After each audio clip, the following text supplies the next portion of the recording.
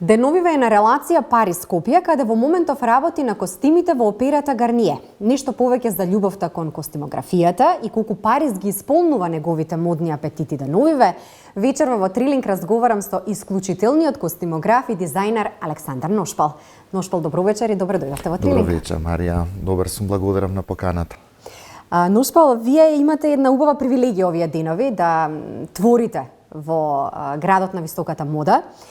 Париз веројатно има малку повеќе сентиментално значење за вас, затоа што вие дел од вашето образование го поминувате во Париз, каде подоцна стажирате нели во познати и признаени модни ателиеа.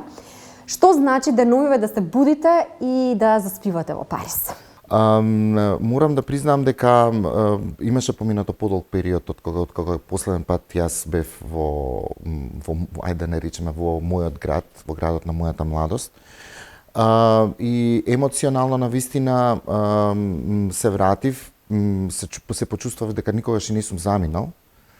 Меѓутоа посебна емотивна вредност имаше и посебна емоција се роди во моментот кога влегов на местото каде што порано има влезено само како стажант во просториите каде што бев млад дизајнер кој што нели ги користеше сите можности на стажирањето е операта Гарние. И мислам дека тоа чувство, колку и да го зборуваме ние денеска во емисијата, не можеме да го опишеме со зборови. Да, работите на балетски проект кој што својата премиера ќе има во месец април годинава, 15. насловен е Мајката Гуска. Она што е особено интересно е што работите со Мартин Шекс, човекот кој што ви беше исто така дел од тимот на проектот во Болшој. Ете така. Како го оценувате денешното искуство во работењето со Шекс, особено затоа што вие работевте на оној проект во Болшој, кој што за жал не бевте присутен на премиерата поради пандемијата COVID-19? Мартин Шекс е една личност многу значена во мојот живот. Човек со кој што сосема случајно се запознавме многу одамна во Сплит. Нашата прва работа беше во Сплит. И од тогаш наваму, точно да не ја кажам годината, тоа беше еден балетен триптих исто така, кој што беше организиран во продукција на ХНК Сплит. И од тогаш навака мислам дека еве ова веќе 7 или 8 проект кој што го работиме заедно.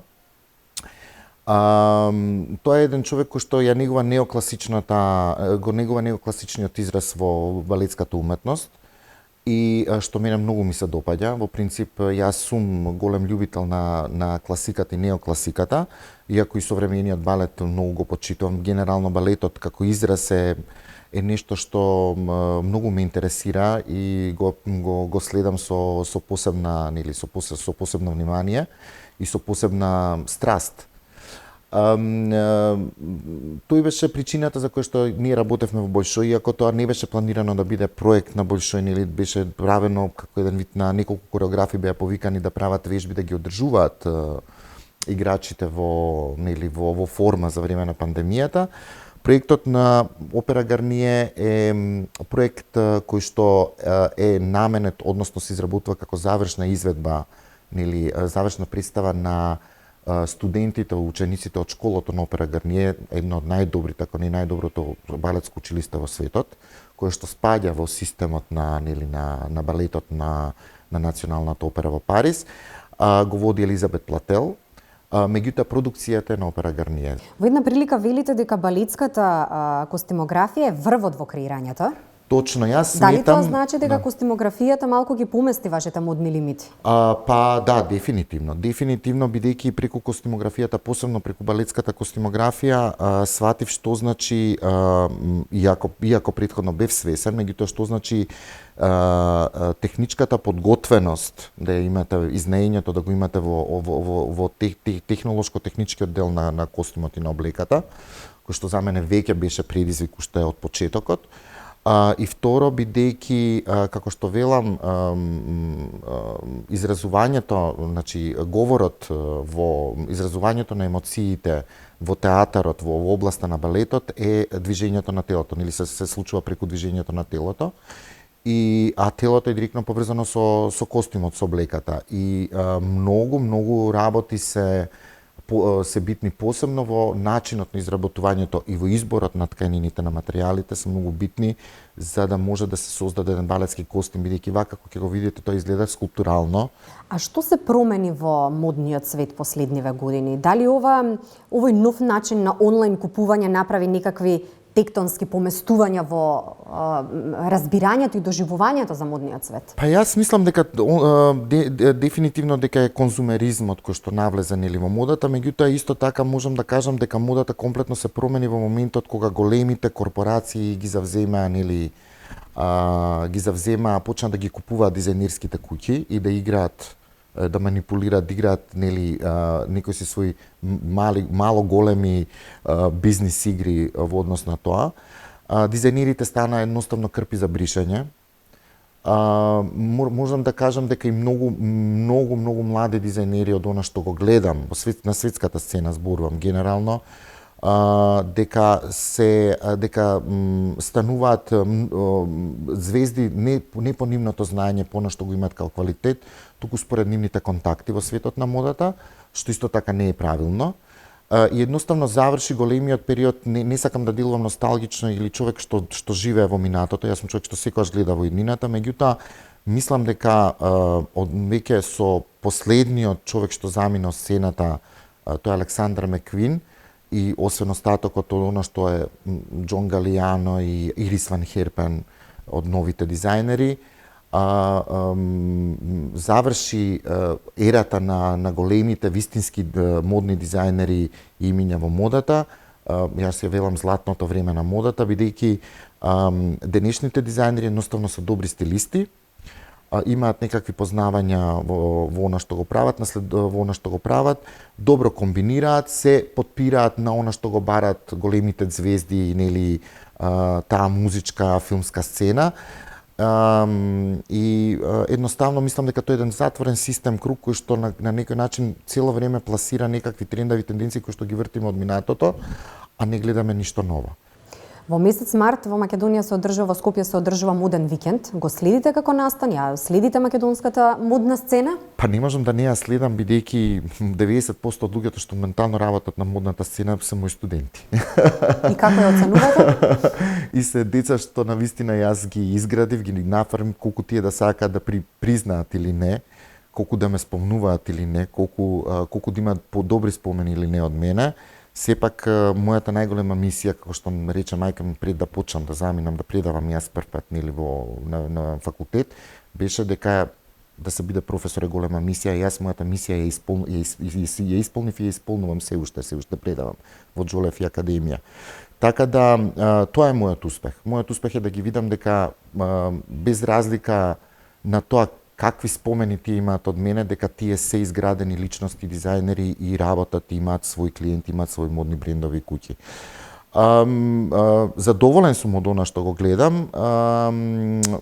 Мислам дека она што им фали на младите дизајнери тука е дека се затворени во една средина на 2 милиони народ или во една балканска средина каде што се уште функционира, повторно ќе кажам, на она што се поврзувања, нели начин кој го носи, како го носи, кој го купува и така натака. Се трудат и секоја сезона се подобри, значи прават исчекори, меѓутоа мислам дека се уште немам видено еден дизајнер во Македонија, да речеме од новата генерација, зборувам, значи се оградувам од ова што беше порано, од младите дизајнери кои што се уште ќе се наметне со една јака, моќна, силна порака и кој што можам да го видам на светската сцена. Меѓутоа не значи дека нема да се случи тоа. Или овие луѓе нема да се развијат понатака во тоа. Се уште е рано, се уште се тие на пазарот функционираат десетина години. Ношпол, вие во вашата кариера креиравте за голем број македонски модни куќи. Бевте задолжени за изгледот на неколку представници на изборот за песна на Евровизија. Последната ваша колекција беше 2020 година со Limited Edition колекцијата. Дали нешто можеме да очекуваме во скоро време кога станува збор за Па јас не го модните колекции? Да, не би го нарекал тоа модна колекција, бидејќи тоа беше еден спој на убава енергија и помош едноставно меѓусебна пријателска помеѓу Митра, собственичката на Митра, на онлайн продавницата, и мене кој што се во тој период се најдовме за многу работи, едноставно сметавме, се уште сметаме и ќе продолжиме таа соработка во моментот кога јас ќе имам време, нели, сето тоа зависи од мене, меѓутоа дефинитивно планираме да го продолжиме таа работа. Беше едноставно начин да им се покаже на луѓето дека не дека јас постојам, дека да им се понуди на луѓето нешто што е многу одржливо, комерцијално и што може да се носи повеќе сезони. Верувајте, остана уште неколку парчиња кои што буквално уште неколку лимитирани парчиња кои што ден денеска се продаваат. И можам да кажам дека беше многу еден успешен проект за нас двајцата. Може би не зборам само од финансиски аспект, зборам и од аспект на тоа што сакавме да го постигнеме кај луѓето. Имаше повеќе идеи концепт во таа, да кажем, една мини колекција или мини издание, иако целата не се реализираше, отколку што можам да го наречам колекција. Колекција е малце посложен поим за мене и изработувањето на колекција значи отпочнување на една нова фаза во животот. Неколку пати се замислувам дека може би треба да направам нешто, меѓутоа секогаш постојат дилемите дали тоа би требало да означува почеток на нешто или треба да го означам финишот и тоа да го направам како една јубилејна манифестација која што тука ќе го доживее својот почеток, нели, средина и крај. Значи тоа ќе биде нешто што ќе биде како еден вид на презентација сама по себе, што може би ќе се случи, најверојатно ќе биде тоа, меѓутоа ќе се случи во моментот кога мислам ќе бидам спремен, бидејќи во моментот на вистина сите мои ангажмани се толку големи и толку сум растрчан низ светот да едноставно нема време, а тоа бара посветување, посебно и бара организација. И второ и трето, на крајот на денот, јас не можам како Александар Носпол да дозволам она што следното ќе го презентирам да биде, нели, да биде нешто што ќе биде осредното, треба да биде сублимат на нешто што сум го работел во целата моја кариера. Така да, најверојатно ќе се случи, кога ќе се случи, како јас не знам, ќе дојде времето ќе покаже. Сега за сега, еве, се уште на некој начин се нижат јаготките на шлагот, што велам, односно се редат на она што како кариера се трудам да го направам и сум таму каде што сум во оваа област која што работам, а мислам дека исто тоа ќе се случи во областа на модата кога ќе дојде времето. Се надам дека ќе биде наскоро, бидејќи мене едноставно се уште чувствувам таа потреба и на моменти наплив, меѓутоа бара на вистина концентрирање и, нели, повеќе работа, бидејќи тоа треба да биде нешто јубиларно. Носпол, ви благодарам за вечерашното гостување во Трилинг. Ви благодарам и вас, Марија, и се надам дека повторно ќе се видиме.